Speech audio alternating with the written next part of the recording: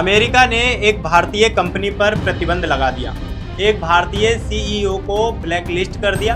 आरोप है सूडान में हथियार भेजने का। लेकिन सवाल यह है कि जो देश खुद दुनिया का सबसे बड़ा हथियार बेचने वाला देश है, जो देश खुद दुनिया भर की जंगों में तेल डालने का काम करता है, उसे किसी भारतीय कंपनी पर उंगली उठाने का हक कहां से मिलता है। नमस्कार, मेरा नाम है फैसल और आप देख रहे हैं द हिंदी टॉप। अमेरिका की एक पुरानी आदत है, जब भी किसी देश की कोई कंपनी उसके मन मुताबिक काम ना करे या किसी ऐसे इलाके में कारोबार करे जहां अमेरिका का अपना निजी स्वार्थ ना हो, तो वो वहां प्रतिबंध लगा देता है, सैंक्शन लगा देता है और इसे वो दुनिया में शांति बनाए रखना कहता है। लेकिन असलियत यह है कि यह उसकी आर्थिक और राजनीतिक ताकत का हथियार है, जिससे वो दुनिया के दूसरे देशों को दबाकर रखना चाहता है। और इस बार निशाने पर आई है एक भारतीय कंपनी। अमेरिकी ट्रेजरी विभाग ने भारतीय कंपनी एसबीएल एनर्जी लिमिटेड और उसके सीईओ आलोक चौधरी पर प्रतिबंध लगाए हैं। आरोप यह है कि इस कंपनी ने सूडान में एक ऐसी कंपनी को विस्फोटक सामग्री की 200 से ज़्यादा खेप सप्लाई की जो सूडान के सशस्त्र बलों से जुड़ी थी। अमेरिका का कहना है कि इन विस्फोटकों का इस्तेमाल सूडानी सेना ने बमों में किया है।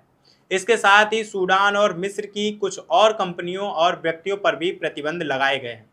कुल मिलाकर 8 लोगों और संस्थाओं पर यह कार्रवाई हुई है। अब यहाँ रुकिए और एक बड़ा सवाल सोचिए। अमेरिका कह रहा है कि सूडान में हथियार भेजने से वहां का गृह युद्ध लंबा खिंचा। ठीक है, लेकिन यही अमेरिका यमन में सऊदी अरब को हथियार देता रहा, जहां लाखों लोग मारे गए। यही अमेरिका इजराइल को हर साल अरबों डॉलर के हथियार देता रहा, जहां गजा में हजारों बच्चे मारे जा चुके हैं। यही अमेरिका इराक में बिना किसी सबूत के घुस गया और पूरा देश तबाह कर दिया। तो जब अमेरिका खुद दुनिया का नंबर 1 हथियार निर्यातक है, तो उसे किसी भारतीय कंपनी पर उंगली उठाने का नैतिक अधिकार कहां से मिलता है। यह है अमेरिका का दोहरा चरित्र, जो खुद करे तो नीति और दूसरे करे तो अपराध मानता है। यह मामला सिर्फ एक कंपनी का नहीं है, यह भारत की आर्थिक संप्रभुता का सवाल है।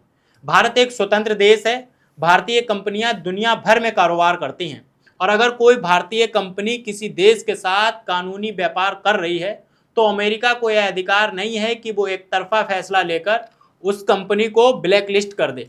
अमेरिका का यह रवैया दरअसल उसकी सोच को दिखाता है, जिसमें वो खुद को दुनिया का थानेदार समझता है। लेकिन भारत वो देश नहीं है जो अमेरिका के दबाव में झुक जाए।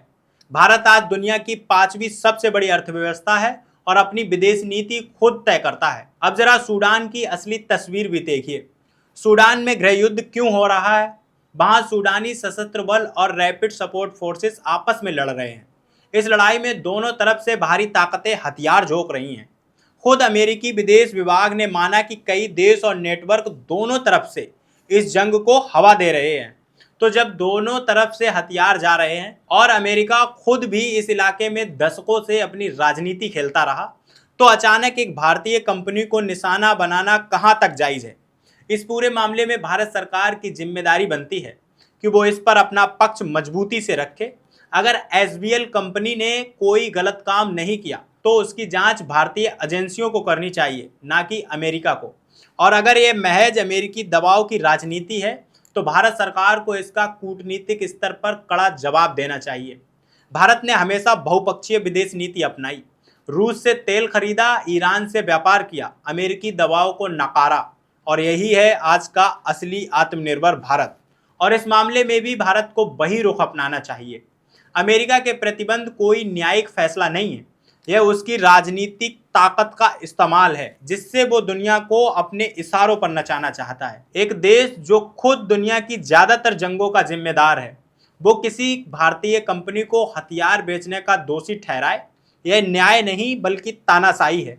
भारत को इस दबाव के सामने झुकना नहीं चाहिए, बल्कि दुनिया के सामने अपना पक्ष मजबूती से रखना चाहिए। और इस सब पर आप क्या सोचते हैं, हमें कमेंट में जरूर बताइए। और अभी तक आपने हमारे चैनल द हिंदी टॉप को सब्सक्राइब नहीं किया तो सब्सक्राइब कीजिए और हमें social media platform Facebook, Instagram और एक्स पर फॉलो करना मत भूलिए।